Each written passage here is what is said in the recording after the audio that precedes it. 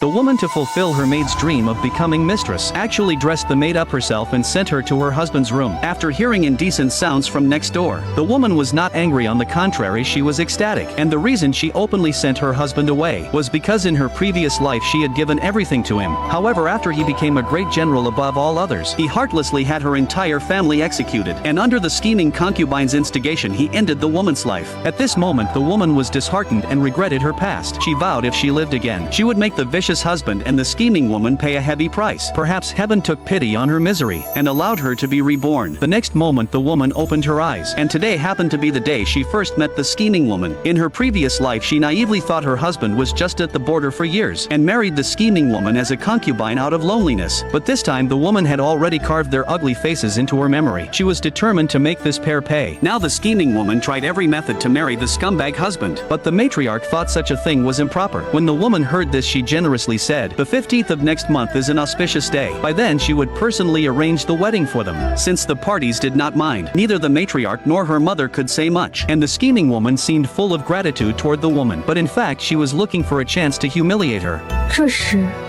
这是平安扣，据说是姐姐出嫁之时身上为姐姐添的妆。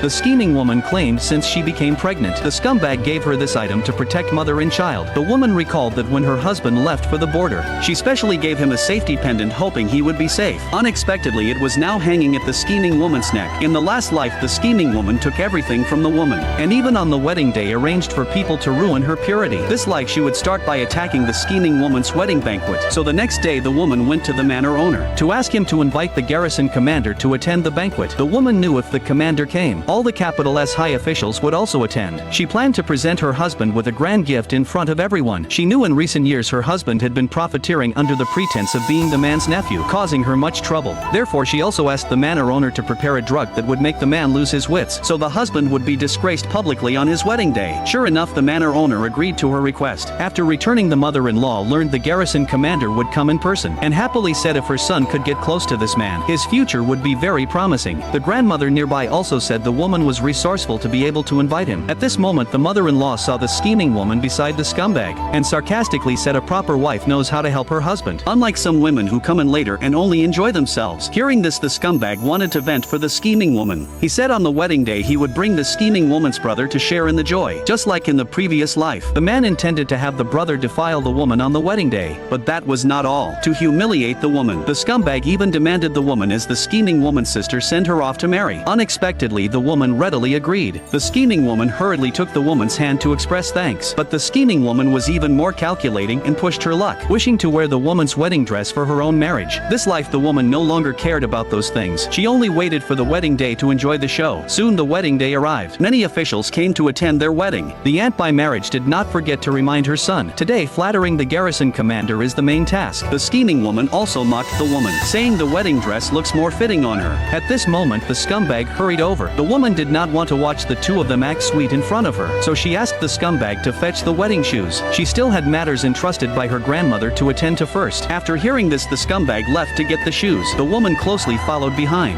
东兴兰，只要你出了这间屋子，那就是万劫不复。 The scheming woman feared the delay of the hour as the scumbag did not return, so she ordered servants to bring spare shoes and go ahead. Everyone, seeing such a grand banquet, teased that the general's household was not particular. A dancer brought back from the border could be raised to the rank of primary wife. Unexpectedly at this time a servant reported that there seemed to be a thief in the house. She had just seen someone sneaking into the ancestral hall. She dared not make a sound and hurried to lock the door. Then the group rushed to the ancestral hall. At this time the scheming girl secretly rejoiced, saying it seemed someone was inside committing an affair. No sooner had she spoken, the group discovered the woman had indeed not appeared all alone. The scheming girl looked full of grievance, accusing her sister of arranging meetings here to embarrass her because he was taken away by him. Seeing this, the mother-in-law hurriedly knocked and called the woman out, but unexpectedly the woman called to her from behind. The scheming woman was puzzled why the woman was not inside. The woman deliberately asked whether the ancestral hall had been broken into. Why was everyone here? And all of this was part of the woman's plan. After speaking, she took out the key and stepped forward, saying today is the great day for the general's household. Everyone should inspect carefully.